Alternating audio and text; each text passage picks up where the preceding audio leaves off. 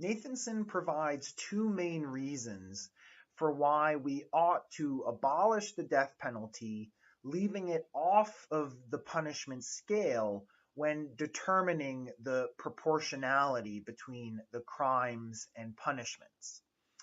Um, these reasons come in the form of messages that will be sent to society. In other words, what Nathanson is saying is that by abolishing the death penalty, we will be sending two messages to society. And these messages are important and worth sending. We ought to send these messages to society. Therefore, we ought to abolish the death penalty in order to send these messages. The first message is that we ought to always respect the dignity of human beings. Essentially, what Stephen Nathanson is trying to argue is that even the worst criminals retain or maintain a certain level of moral worth. They still retain certain rights, fundamental rights.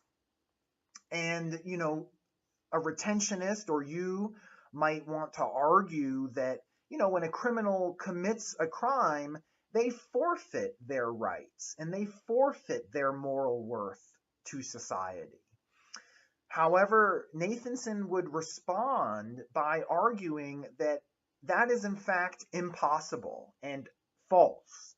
That is to say that when a person commits a severe crime, they do deserve punishment, and they do deserve to have some of their rights stripped from them. For instance, a criminal deserves, or a murderer deserves to have his right to free movement limited or stripped, right? He has to stay within a confined space of the prison, and he's not allowed to leave. And we would probably say that at minimum, that's morally permissible or required. However, Nathanson wants to argue that that criminal's crimes, his past actions, do not warrant the stripping of all of his rights, such as his right to life. Even the worst criminals maintain their basic rights, such as a right to life. There's a few ways of making sense of this. One way of making sense of it is to recognize the ban on cruel and unusual punishment. In our country, there is a ban on cruel and unusual punishment. Just because you are a criminal, that does not give the government free reign over you and how you're treated. We're not allowed to torture you. We're not allowed to put you in solitary confinement for too long amount of time. And therefore, there's a ban on cruel and unusual punishment.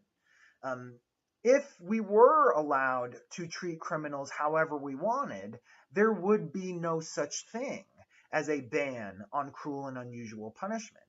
But the fact that there is a ban on cruel and unusual punishment seems to suggest that there are some things that we ought not do to a criminal. Criminals retain some basic moral rights that prohibits cruel and unusual punishment.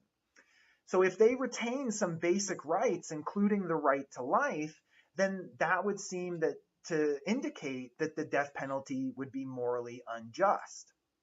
So to communicate a respect for the worth and the rights of humans, even criminals, we ought to abolish the death penalty. We ought to stop practicing the death penalty, which could be considered in Nathanson's eyes a version of cruel and unusual punishment.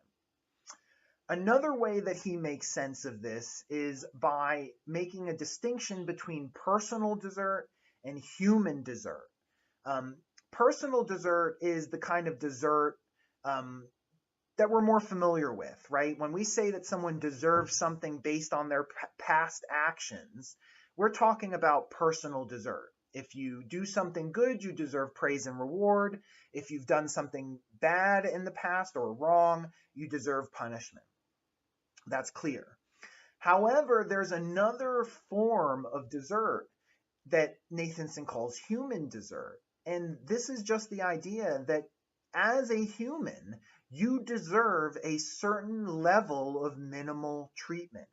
And there's nothing that you can do that would warrant the stripping of that treatment. This is treatment that you deserve just by being human, and there's nothing you can do to forfeit this treatment or to gain this treatment. Just by being human, you deserve a certain level of respect. Nathanson mentions the humanity formulation of Kantian moral theory, and that should, you should make that connection anyways when Nathanson is saying that he wants to communicate the message of respect for human dignity. But if we focus for a moment on what it means in Kantian terms to have dignity, I think we might begin to see Nathanson's point even more clearly. Remember that essentially what it means to have dignity is to have the capacity for autonomy and rationality, the abilities to make autonomous, rational choices in life. And Nathanson might ask us, does the criminal who commits their crime lose their dignity? Does a murderer lose their capacities for autonomy and rationality by committing their crime? And I think the clear answer is no. When a murderer commits the crime of murder, they continue to be autonomous and rational.